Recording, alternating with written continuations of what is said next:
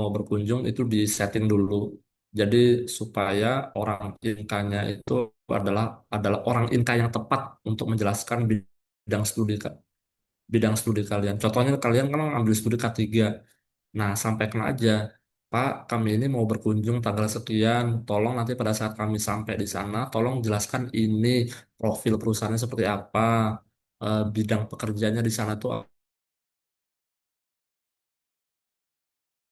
bohong apa aja dan risikonya apa-apa aja begitu.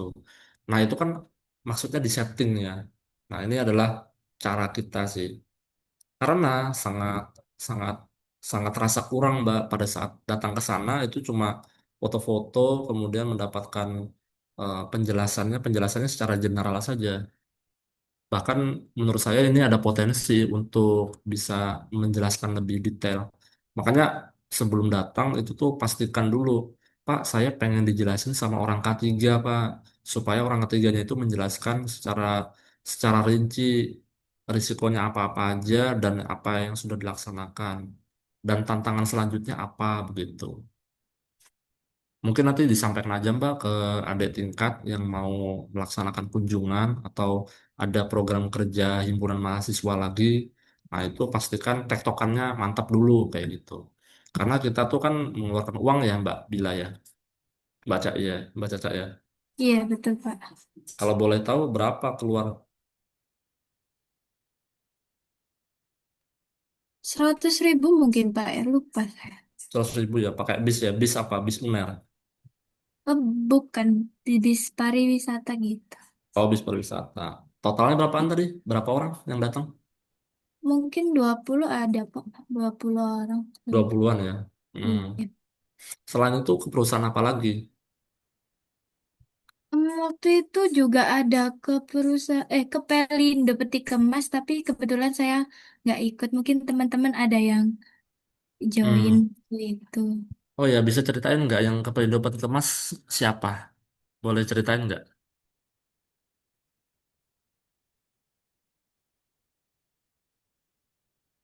Siapa yang pernah ikut Mbak? Mungkin sebut aja namanya nggak apa-apa, biar kita lebih interaktif. Jadi tidak hanya slide PPT yang saya jelaskan begitu.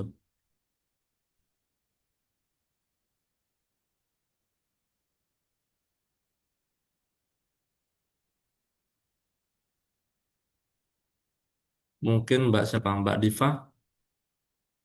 Mbak Diva Aprilia.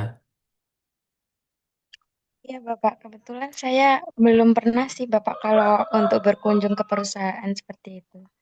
Belum pernah ya? Yang pernah Belum. apa? Yang pernah apa Mbak?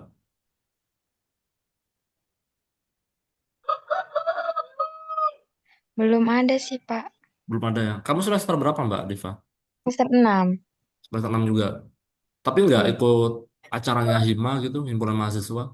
Kebetulan waktu itu nggak ikut. Emang hukumnya mubah ya? Atau wajib atau sunnah gitu? Itu kayak eh open pendaftaran gitu loh, Bapak, yang mau ikut yang isi. Terus biasanya ada kuotanya juga. Oh Nah, gitu. pelaksanaannya itu biasanya di jam perkuliahan juga. Jadi kayak mikir 2 kali dulu gitu. Oh, bentrokan gitu ya. Oke, oke, oke. Nah, itu yang menyelenggarakan HIMA ya, betul ya, HIMA ya, bukan UNER ya. Betul, Bapak, biasanya hima.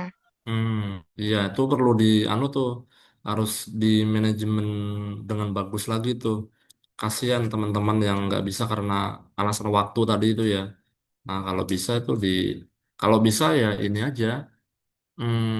Kunjungan ini nih kalau bisa mendapatkan poin apa gitu. Jadi kan banyak yang akan ikut ya. Apalagi kalau dulu ya, waktu saya di Banjarmasin ada poin-poinnya. Jadi kalau mau lulus harus mengumpulkan berapa ratus poin. Salah satunya kunjungan perusahaan. Kemudian apa namanya membuat laporan. Itu salah satu trik tuh untuk meningkatkan mahasiswa begitu. Ada yang angkat tangan ya? Oh bukan, itu kursor saya ternyata. Sorry, sorry. Oke, saya lanjutkan ya. Oh ya Mbak Caca, kita sampai jam berapa Mbak Caca? Sampai jam 14.40 Bapak. Oke, baik. Ini di anu ya eh, diperbolehkan untuk ngasih tugas atau gimana? Arahan dari Bu Endang sih cuma perkuliahannya diganti dengan alumni gitu Bapak. Oh gitu, baik. Nggak usah aku beri tugas deh. Soalnya kalian pasti banyak tugas ya. Jadi cukup ya apa namanya menceritakan kondisi di Pelindo, bagaimana penerapan SMK 3-nya, supaya kalian nggak banyak kerjaan gitu. Oke, selanjutnya nih kita sampai mana tadi ya? Oke, ini slide selanjutnya ya.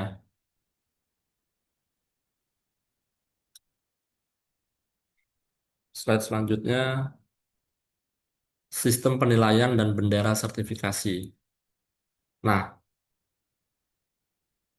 ini saya mau cerita dulu ya.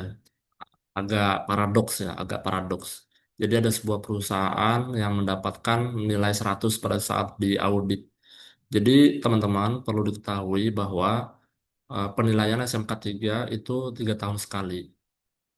Jadi pas 3 tahun sekali itu pasti aja nanti ada penilaian dari badan sertifikasi.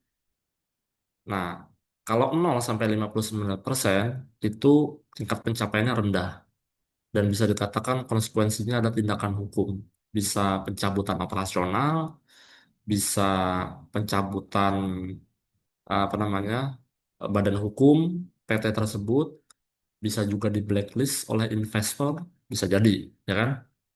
Nah, yang kedua, tingkat menengah. Nah, ini dapat sertifikat perak. Ini angkanya adalah 60 sampai 84%.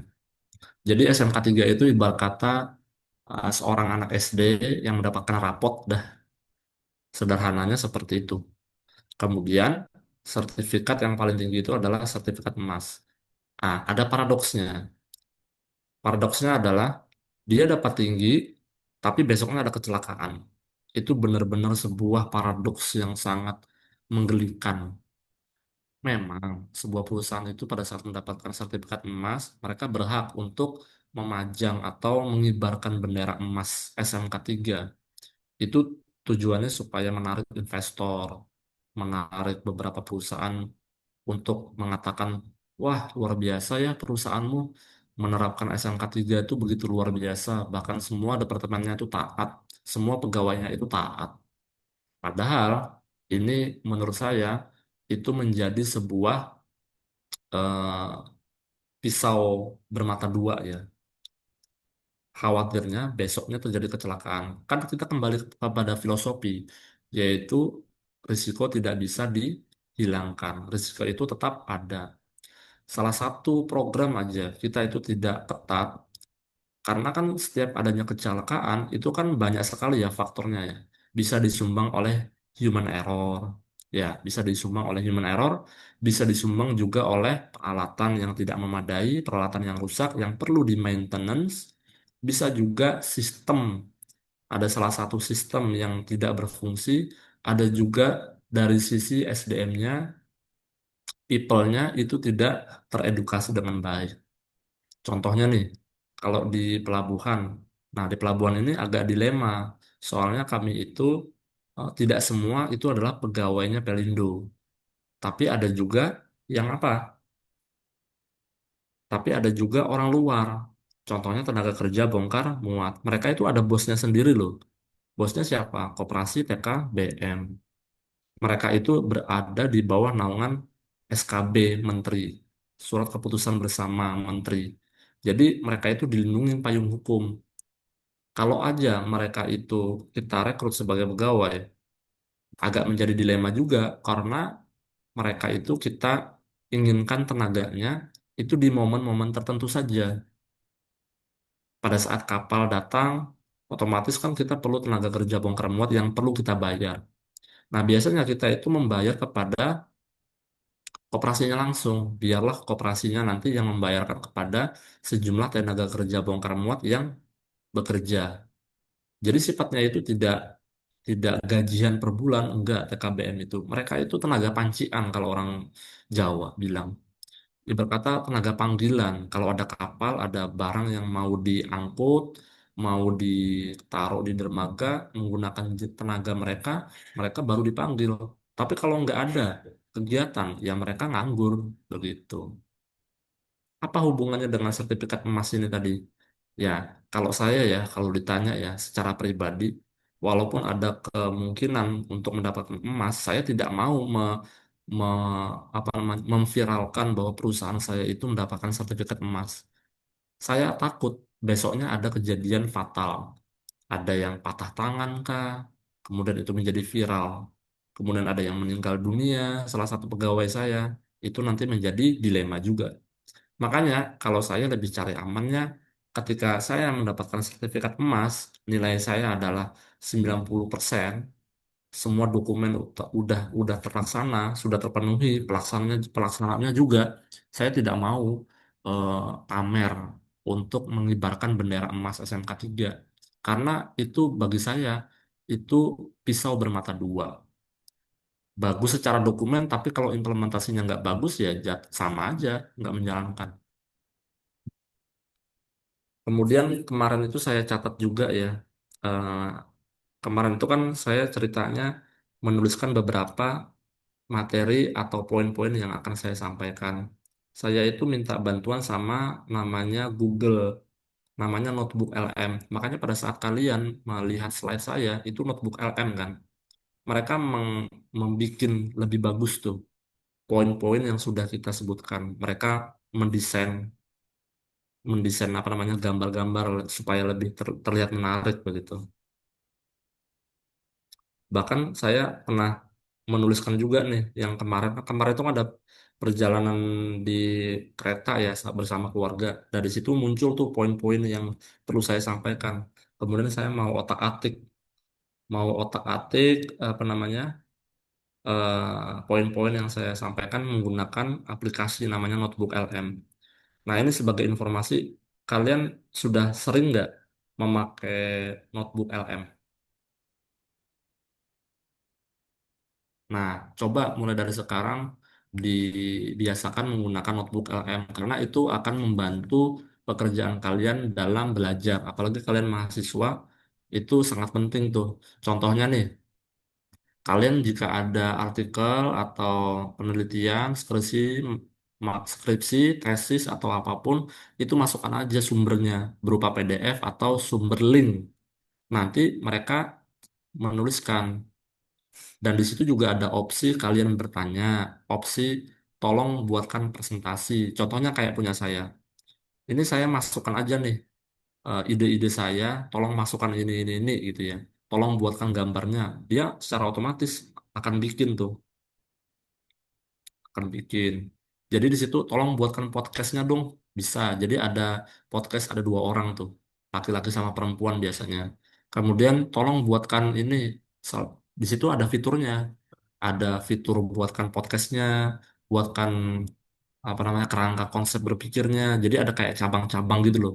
Jadi ada kayak cabang-cabang. Ini poin-poinnya yang dibahas, ini poinnya bercabang lagi. Jadi kalian enak tuh cara belajarnya. Dibiasakan nanti ya pakai notebook LM. Bisa berlangganan, bisa juga yang tidak berlangganan. Kalau tidak berlangganan nggak apa-apa, tapi ada syaratnya tuh. Syaratnya ya kalian mungkin bisa minta sesuatunya cuma dibatasi aja 10 sama kayak ChatGPT. Kalau mau pro ya bayar. Kalian bebas bertanya apapun. Begitu juga dengan notebook LM. Di notebook LM itu juga kalian bisa request terkait podcast ya, tampilan slide, juga bisa bikin video mereka dan ada suara orangnya. Nah, itu bisa tuh dipakai. Nanti itu sangat berguna bagi kalian pada saat nanti skripsian ya. Kalian kan akan membaca berbagai macam skripsian ya. Nah, kalian kan pasti nggak membaca semua ya. Nah, kalian kan pengen intisarinya aja kan. Nah, kalian bisa tuh menggunakan notebook LM. Makanya di slide paling bawah yang di kanan bawah ya, itu ada tulisan notebook LM. Ini saya sangat terima kasih banget nih sama Google terbantu. Jadi saya tinggal menuliskan apa-apa aja yang saya mau sampaikan, tolong buatkan PPT-nya. Udah jadi. Jadi kita tinggal mengkoreksi aja. Benar atau enggak nih tulisan di apa namanya? Tulisan di PPT-nya. Apakah bisa direvisi? Bisa direvisi. Ini aja saya bikinnya beberapa kali revisi ini. Dan saya akan berminat sekali ini untuk menjadikan punya akun pro. Ini berguna juga untuk saya baca-baca penelitian atau buku-buku yang bentuknya PDF, nanti saya bisa. Saya harapkan nanti kalian pakai ya notebook LM karena sangat berguna sekali nih. Apalagi zaman digital sekarang kalian bisa nih sebagai apa namanya membuat akun YouTube. Nah, kalian bikin aja promnya seperti apa, kalian olah jadi podcast. Nanti notebook LM yang memberikan sebuah hasil ya, hasil ringkasan podcast, tampilan slide. Itu kalian masukkan aja ke YouTube, kalian masukkan ke deskripsi, bisa jadi akan menghasilkan uang, ya kan? Zaman sekarang orang mencari uang itu zamannya digital semua, kayak gitu. Oh ya, ada lagi yang mau saya sampaikan terkait apa namanya? Ini dia yang menarik yang tidak ada di slide ya. Realitas lapangannya. Jadi saya menar jadi saya menganalisa di beberapa perusahaan itu untuk penerapan SMK 3 mereka itu menghadapi tiga realitas lapangan atau tiga dimensi tantangan implementasi. Yang pertama apa? Yang pertama adalah cost. Kenapa cost? Ya wajar aja. SMK 3 itu kan diperlukan banyak sekali uang. Jadi jangan sangka kalian membangun sebuah perusahaan itu tidak ada aparnya, tidak ada hidrannya. Padahal pekerjaan kalian itu adalah risikonya terbakar. Sangat tidak konsisten namanya. Kalau kalian membuat sebuah perusahaan tetapi tidak dilengkapi dengan alat proteksi kebakaran. Contohnya kayak hidran, apar, apap, alat pemadam api besar. Sangat sangat riskan sekali, sangat berisiko begitu. Nah, hidran itu aja bisa sampai 200 juta. Bisa ada yang setengah miliaran kalau kualitasnya bagus. Apar begitu juga. Kemudian tenaga K3 yang kalian hire, yang kalian rekrut, itu perlu biaya juga. Nah, makanya perusahaan tuh ada juga nggak mau menerapkan SMK 3 padahal udah diperintahkan oleh pemerintah. Karena itu tadi, cost-nya sangat besar, biayanya sangat besar. Nah, bagaimana nih cara mengubah paradigma? Nah, mengubah paradigma seorang direktur sebuah perusahaan itu perlu waktu. Mereka itu adalah kaum-kaum realistis, kaum-kaum yang paham dengan bisnis. Mereka pengen sekali menerapkan SMK 3 karena apa? Citra perusahaan mereka itu akan tinggi. Investor akan suka menginvestasikan uangnya yang sangat besar ke perusahaannya. Nah, bicara soal SMK 3 itu ada kaitannya dengan ISO 45001.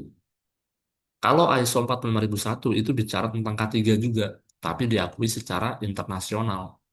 Tapi kalau SMK 3 itu berlakunya di Indonesia. Tetapi perbedaannya adalah ISO 45001 ini adalah dia itu tidak saklek dengan SMK 3. Kalau SMK 3 itu saklek banget dengan peraturan-peraturan lainnya.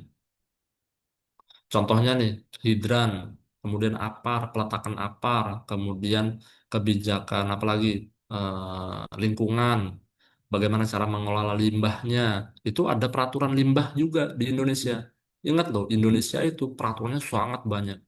Ada peraturan limbah, pengaturan lingkungan kerja, bahkan peraturan membangun sebuah konstruksi juga ada.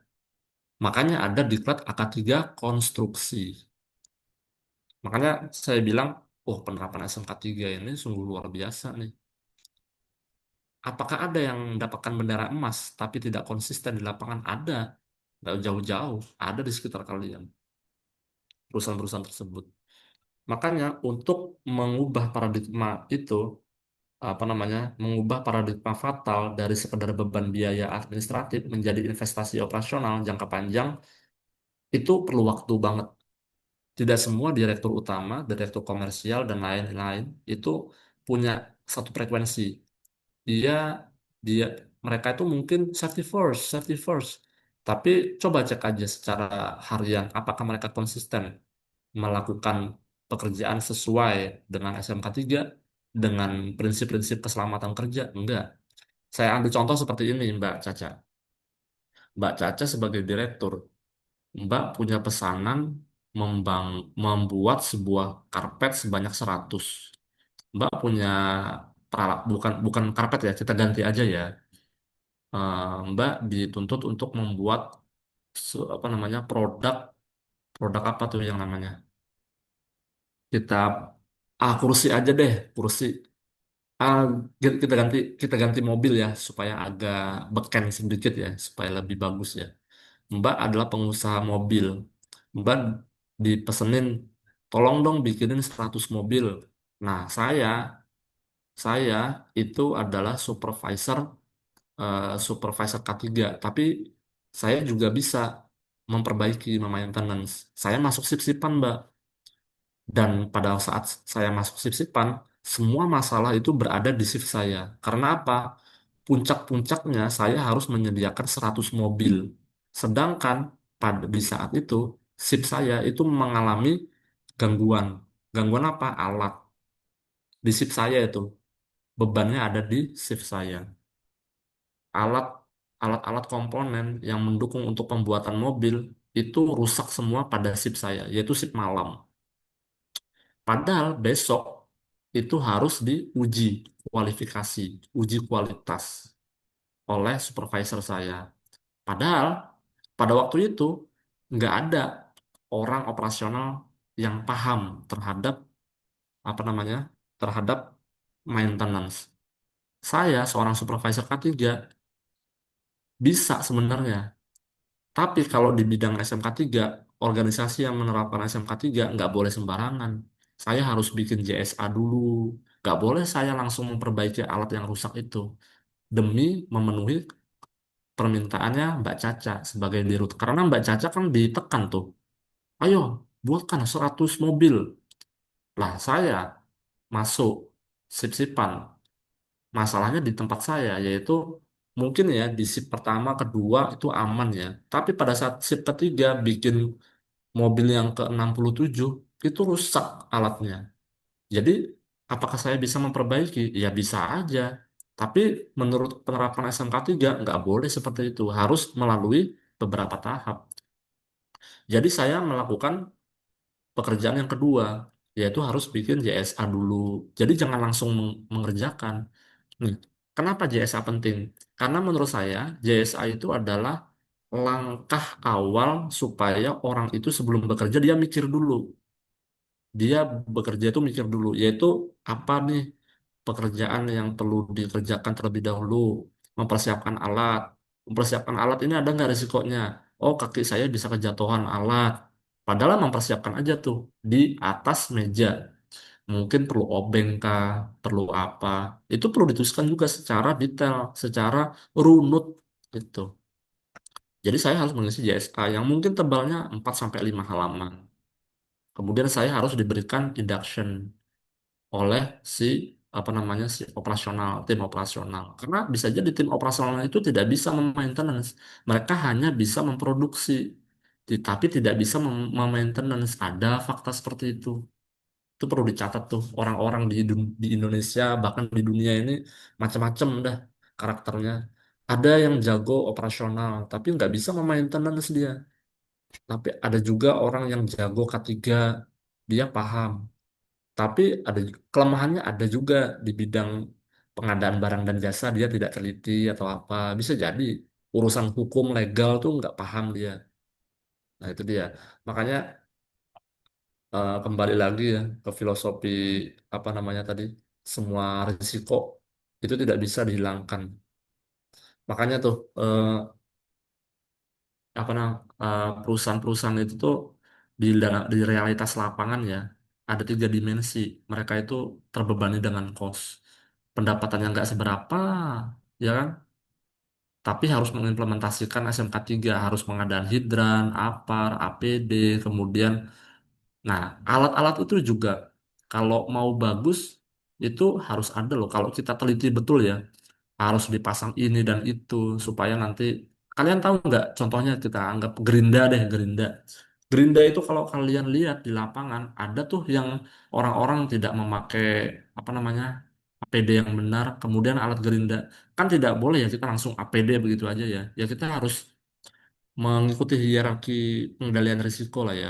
Yaitu kita harus merekayasa engineeringnya. Ya kita taruh apa namanya pelindung deh di alat gerinda itu supaya percikannya nggak kena mata langsung.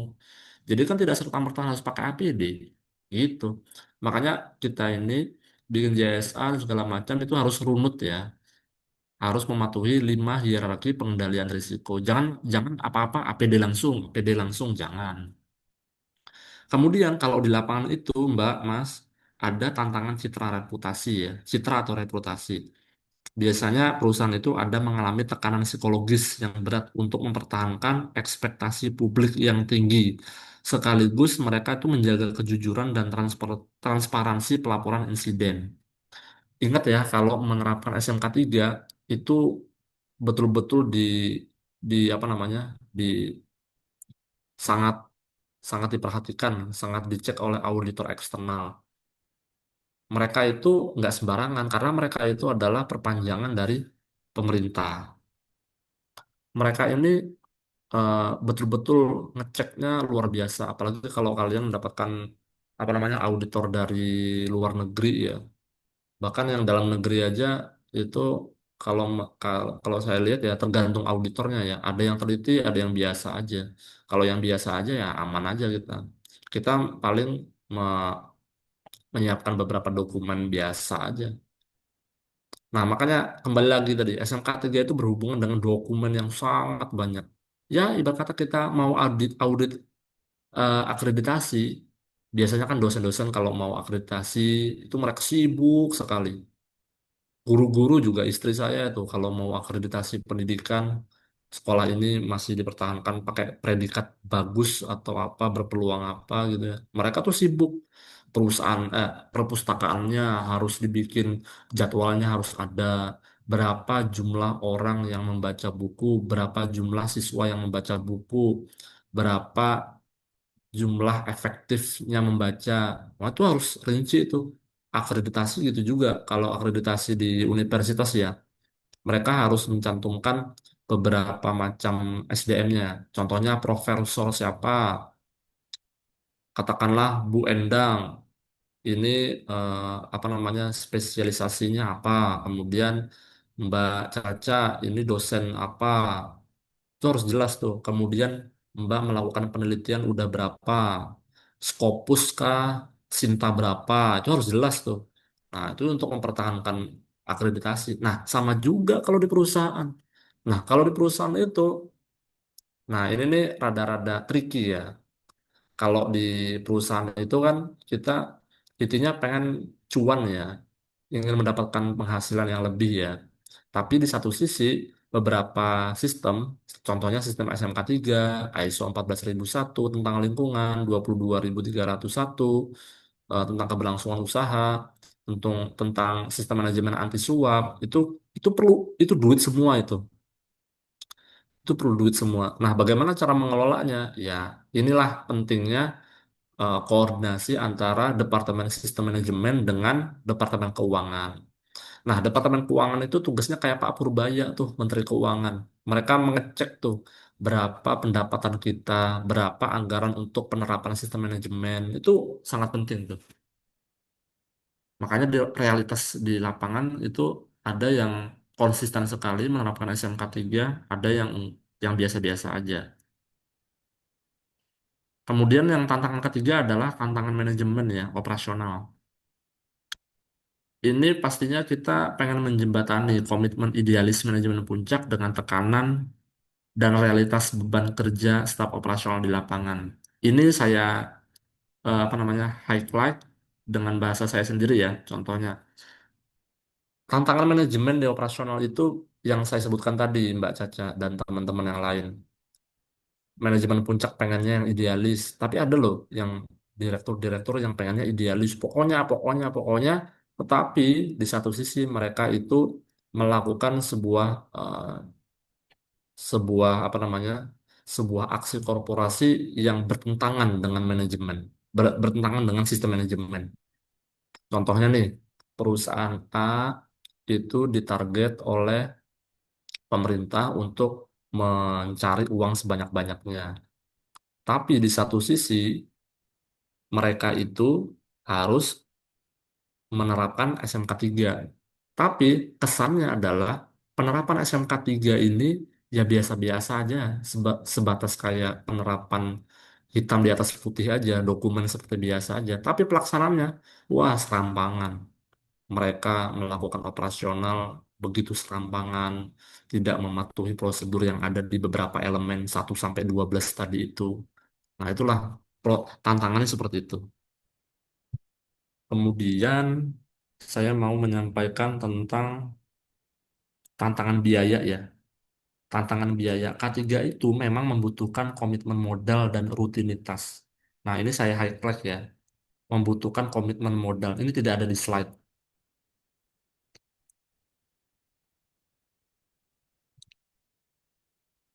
Oh, ini tidak ada di slide ya. Ini udah saya jelasin tadi ya. Paradoks tadi ya. Nah, ini poin selanjutnya ya, yang saya catat di lembaran saya di kertas. Tantangan biaya itu menyebutkan bahwa K3 itu membutuhkan komitmen modal dan rutinitas. Ini saya highlight yang modal sama rutinitas ya. Modal itu tadi kita sudah saya jelaskan, perlu modal ya untuk menerapkan sistem manajemen K3 itu. Nah, yang menjadi beban beban perusahaan itu adalah rutinitas atau konsistensi. Kalau bahasa Arabnya itu apa ya? Istiqomah. Nah, orang bisa menjalankan langkah awal, tapi tidak semua perusahaan, tidak semua manusia itu bisa istiqomah. Padahal yang dicari adalah istiqomahnya. Dia menjalankan apa yang dituliskan. Makanya pada saat saya bekerja, hal pertama yang saya camkan baik-baik adalah apa yang saya kerjakan hari ini. Itu catat, Mbak. Mas, itu saya catat. Ada 5 pekerjaan, catat. Pastikan tuh, ini mendesak dan ini penting dan mendesak, ini penting atau tidak mendesak, ini tidak penting atau mendesak, atau ini tidak penting atau tidak mendesak. Itu harus dikategorikan tuh. Kalau kalian sudah lulus terkait 4 kategori tadi, kalian akan menjadi pekerja yang berkualitas, menjadi mahasiswa yang berkualitas, paham SMK 3, apalagi kalian orang ketiga, saya yakin ya di antara kalian itu pasti ada yang sembrono. Saya yakin pasti ada yang sembrono, narok barang sembarangan. Bahkan kalau saya sebut SMK 3 ini kalau kita terapkan di kehidupan kita sehari-hari, wah itu luar biasa. Contohnya nih, Mas siapa kita sebut nama sebagai contoh ya, Alfia. Misalkan Mbak Naila, nah, Mbak Naila ini berangkat ke kantor, apakah bisa dia menerapkan SMK 3 di kehidupannya sehari-hari? Bisa. Pertama, Mbak harus merencanakan sesuatu. Mbak sebagai mahasiswa ya, sebelum ke universitas, ke tempat kuliah, apa yang Mbak persiapkan? Alat tulis. Tulis dulu. Siapkan dulu di malam hari atau di subuh hari. Setiap orang kan beda-beda ya cara menyiapkannya ya. Sepatu, bajunya mau baju warna apa, celananya mau celana warna apa, ikat pinggangnya warna apa, itu harus dituliskan. Pastikan juga sepatunya mau bertali atau enggak. Pastikan talinya ini tidak membahayakan Mbak. Nah, itu salah satu cara Mbak sudah menerapkan SMK 3 di kehidupan sehari-hari. Jadi tidak hanya di perusahaan, di kehidupan sehari-hari juga kita bisa menjalankan. Ingat, ada kejadian kecelakaan orang pakai motor itu talinya enggak diikat dengan kuat, akhirnya kelilit. Ada contohnya, banyak kejadiannya. Makanya ya untuk mahasiswa mahasiswi kalau yang pakai sepeda motor yang ada rantainya, bukan bukan yang apa ya, bukan yang metik ya. Kalau yang ada rantainya itu pastikan yang perempuan itu roknya itu rapi, jangan sampai kena rantai, bahaya itu. Karena saya udah pernah kejadian kayak gitu sama istri jatuh. Syukurnya di tempat yang aman begitu. Itu gara-gara apa? Rok. Nah, gara-gara rok aja kelilit sama rantai. Ada kejadian-kejadian seperti itu. Makanya eh, SMK 3 ini memang betul-betul kalau betul-betul diterapkan ya, wah ini sangat luar biasa. Kemudian kita lanjutkan lagi yaitu apa tali sepatu ya udah. Kemudian apa nih pekerjaan PR yang perlu dikerjakan? Ada nggak tugas dari dosen? Dikerjain nggak? Ini kapan deadline-nya? Itu tuliskan. Kalau kalau enaknya ya kalian menggunakan Microsoft Excel sih, Excel atau di Google Drive, spreadsheet. Jadi kalian bisa menggunakan grafik itu kekonsistenan kalian. Mulai dari sekarang pelajari terkait digitalisasi seperti spreadsheet dan apa-apa. Itu sangat berguna sekali itu. Nah, itu adalah implementasi SMK3 di kehidupan sehari-hari. Kemudian, eh, ini saya membacakan terkait ini ya, diagnosisnya ya, diagnosis kelemahan sistem K3. Ini saya bacakan tantangan struktural dulu. Bisa dikatakan ini fakta ya. Lebih dari 50% ya tenaga kerja itu berada di sektor informal atau UMKM. Makanya DPK 3 Jawa Timur itu programnya ada kok. Mereka itu memberikan edukasi terhadap UMKM terkait K3. Jadi mereka paham. Kan UMKM macam-macam tuh. Ada yang jualan di Makodam, Brawijaya, ya kan? Ada. Nah, itu perlu diedukasi. Mereka apakah terstruktur? Enggak, mereka tidak terstruktur. Mereka tujuannya adalah bayar, ya kan, jualan dan dapat uang. Bayarnya kepada si pengelola lapangan Makodam Brawijaya yang ada di Surabaya tuh. Kemudian mereka berjualan menggunakan trik-trik tertentu dengan cara, ayo kak, ayo mas, silakan diambil. Tapi kan mereka nggak tahu nih, selang gasnya mereka tuh apakah aman, ya kan? Nggak ada tuh yang berpikiran ke arah situ. Makanya DPK 3 Jatim, Dewan Dewan Provinsi K3 yang berfokus untuk edukasi K3, ada juga tuh program tentang sektor informal yaitu UMKM. Intinya sih di edukasi sih. Bicara edukasi, bicara K3 dan bicara culture ya itu bicara tentang edukasi dan bagaimana cara kita mempromosikan itu menarik. Makanya K3 itu ada kaitannya dengan promosi ya, promosi kesehatan, bagaimana cara menarik perhatian orang. Karena macam-macam sekarang tuh mempromosikan SMK 3, mempromosikan sistem itu dengan cara ada yang pakai infografis, ada tuh yang tertarik dengan infografis, dia sering membaca. Ada juga promosi pakai buku, ada juga pakai drama, ada yang suka main drama dipersilakan untuk promosi tentang idealismenya yaitu tentang keselamatan kesehatan kerja. Kemudian lebih dari 50% tenaga kerja itu juga SMK 3 itu tidak menyentuh mereka. Karena apa? Keterbatasan sumber daya. Kita ini masuk lingkaran setan, teman-teman. Kita ini masuk lingkaran setan. Kenapa? Karena kita itu dihadapkan dengan situasi yang betul-betul dilema ya. Beda dengan negara-negara lain. Kalau di Indonesia itu UMKM-nya ya mereka berfokus pada cuan, cuan adalah cuan kayak gitu. Mereka tidak memperdulikan. Makanya ada kejadian kan UMKM itu ada kebakaran kompor lah, kemudian apalagi UMKM yang kelas menengah itu yang pembuatan plastik apa gitu yang menggunakan alat jarinya uh, kesedot sama alat apa akhirnya berdarah putus ada juga kejadian kayak gitu. Kemudian satu juga yang penting nih pelaporan NIRMIS itu rendah teman-teman.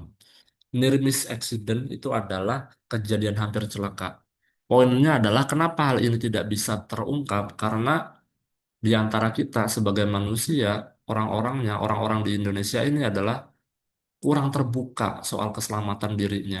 Mereka tidak bisa melaporkan kepada manajemen. Wah, aku tadi hampir kepleset. Dia nggak menceritakan seperti itu. Dia ceritanya kepada teman sendiri, sohibnya sendiri, sahabatnya sendiri. Dia tidak menceritakan kepada top manajemen. Jadi top manajemen itu ya tutup mata. Bagaimana supaya dia tidak terjadi nirmis lagi? Karena hampir celaka loh. Dia nggak kecelakaan, nggak hampir. Tapi kalau kecelakaan, ya jatuh juga, sakit pinggang juga itu. Makanya pelaporan nirmis rendah ini nih salah satu eh, salah satu apa namanya PR ya, PR yang besar. Ini kalau bicara soal pelaporan nirmis itu berbicara terkait kesadaran diri kita. Makanya untuk di Pelindo sekarang, di Pelindo ya, periode tahun 2018 itu memang diwajibkan untuk melaporkan setiap kecelakaan. Kalau nirmis kami belum. Itu masuknya kategori yang jarang kan ya, jarang orang itu terbuka. Bahkan orang itu nggak, bahkan perusahaan yang bagus itu adalah perusahaan yang proaktif. Setiap departemennya, setiap pegawainya itu proaktif. Dia tuh apa-apa fokusnya adalah selamat dulu. Oh, saya tentu hampir jatuh, hampir kepleset di kamar mandi karena nggak dibersihkan, nggak karena nggak ada apa namanya papan informasinya. Tapi dia nggak terbuka, diem aja. Ya gimana orang tahu ya kan? Dia menganggap itu adalah hal yang biasa. Padahal kalau jatuh ya sakitnya luar biasa begitu. Makanya nirmis ini penting ya, pelaporan nirmis itu penting dan jangan sampai dilaporkan aja, ditindaklanjuti juga gitu. Ini salah satu salah satu contoh ya nirmis accident itu contohnya kalau misalkan Mas atau Mbak itu turun pakai tangga kemudian hampir jatuh, tapi tangan Mbak dan Mas itu sangat sigap memegang handrail sehingga nggak jatuh, kaget aja jatuhnya. Itu contoh nirmis tuh. Contoh yang kedua adalah di konstruksi misalkan ada pekerja yang sedang melewati tanah, kemudian ada kontainer, ada namanya crane berada di sampingnya membawa beberapa material itu jatuh dari atas ke bawah. 2 senti 2 senti jaraknya dengan pekerja tersebut, hampir hampir celaka. Itu namanya kategori near miss accident juga. Tapi bikin deg-degan, bikin jantung copot. Itu dia. Nah, sekarang kita masuk ke diagnosis kelemahan sistemik ya. Eh, Kelemahan akar ya. Paradigma adalah cost bukan investasi. Nah, apakah banyak direktur yang berbicara, eh, apakah banyak direktur yang memiliki pemikiran apa namanya? K3 adalah investasi, sangat sedikit. K3 itu mereka berpikiran adalah cost, adalah biaya. Walaupun mereka mengikuti sejumlah seminar ya, K3 adalah investasi, K3 adalah investasi. Teorinya seperti itu, tapi kejadian di lapangan mereka nggak seperti itu.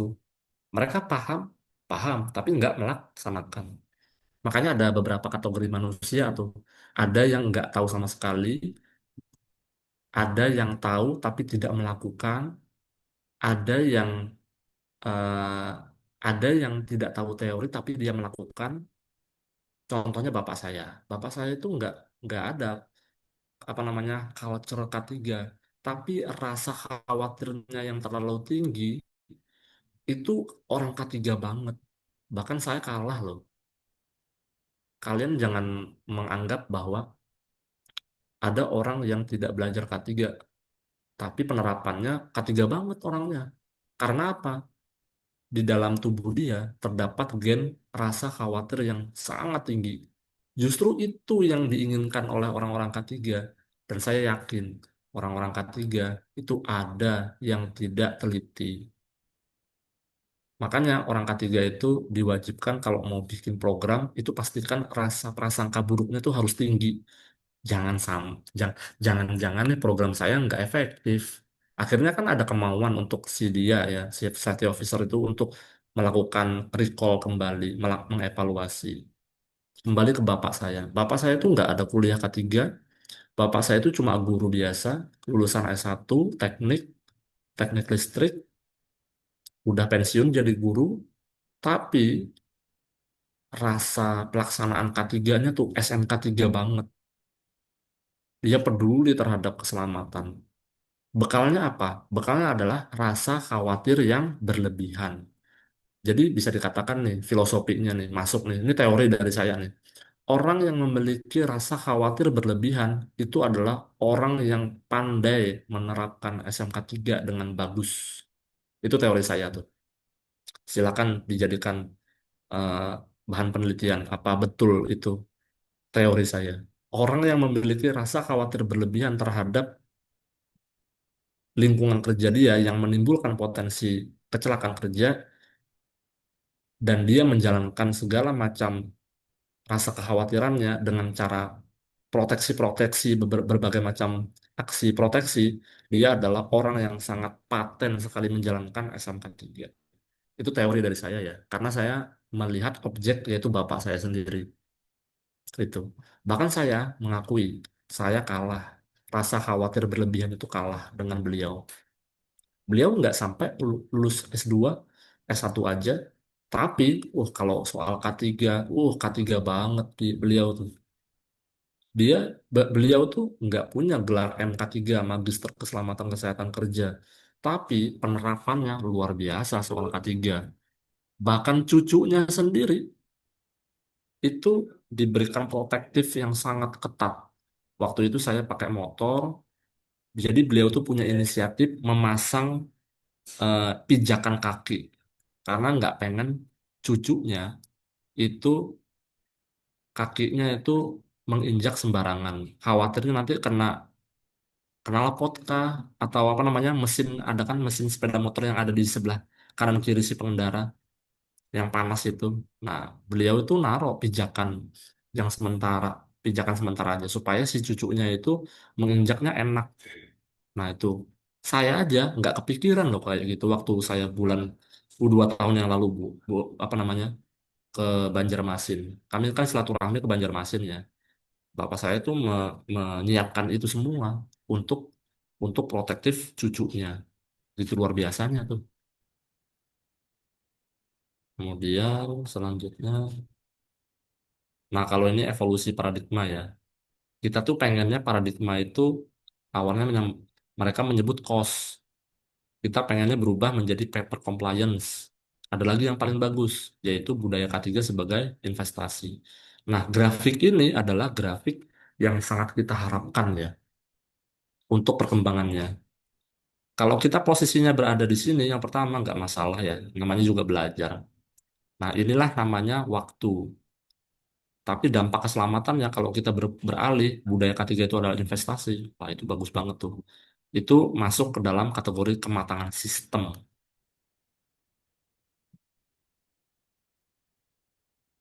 Kalau ini solusi satu ya, kita pasti pengen ya supaya SMK3 itu berjalan dengan bagus ya di semua lini. Tapi ada beberapa syaratnya. Yang pertama adalah pendekatan top down dari atas ke bawah dan wajibkan adanya KPI.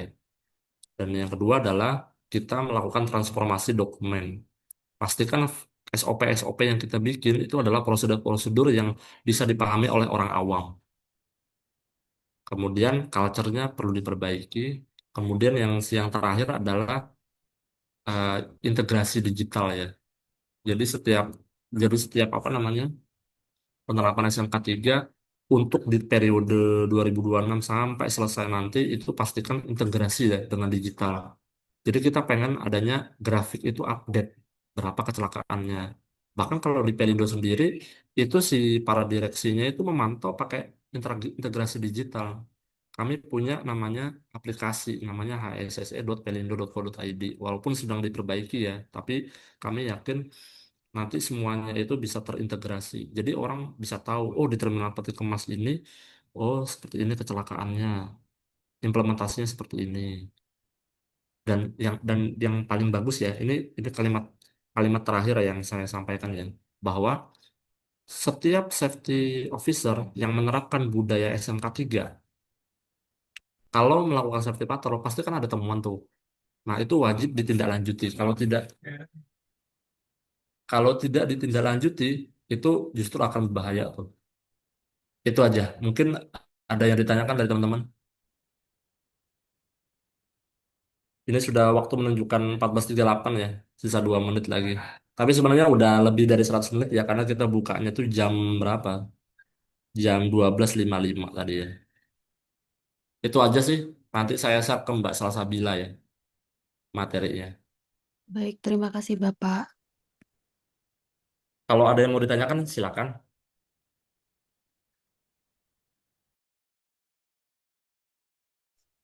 Mungkin dari teman-teman apakah ada yang mau ditanyakan ya?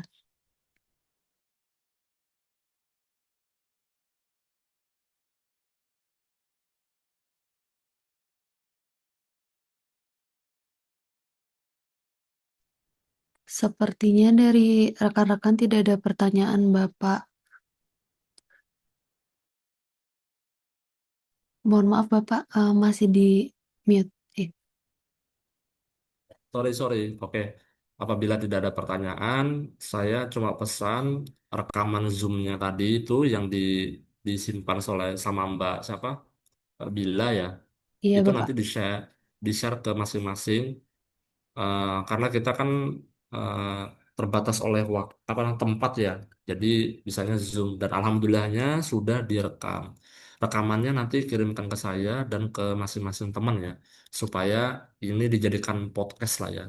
Kalau kalian sebelum tidur, kalau pengen tahu tentang SMK 3, diputar aja yang ini ya, rekaman Zoom kita. Semoga kita Baik bisa Bapak. ketemu kembali di lain waktu. Terima kasih, sehat selalu semuanya. Selamat dunia akhirat. Amin ya robbal alamin. Assalamualaikum warahmatullahi wabarakatuh. Waalaikumsalam Waalaikumsalam warahmatullahi wabarakatuh. warahmatullahi Terima kasih Pak wabarakatuh. Wibi. Oke, sami-sami. Saya izin live ya. Baik Bapak.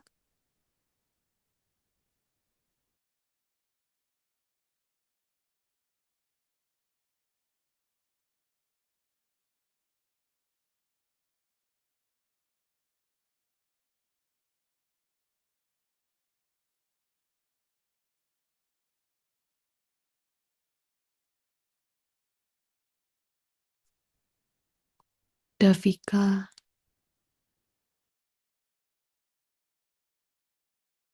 Hadir. Ya apa ya caranya? Saya ini aku tanya ke Bu Nani lagi.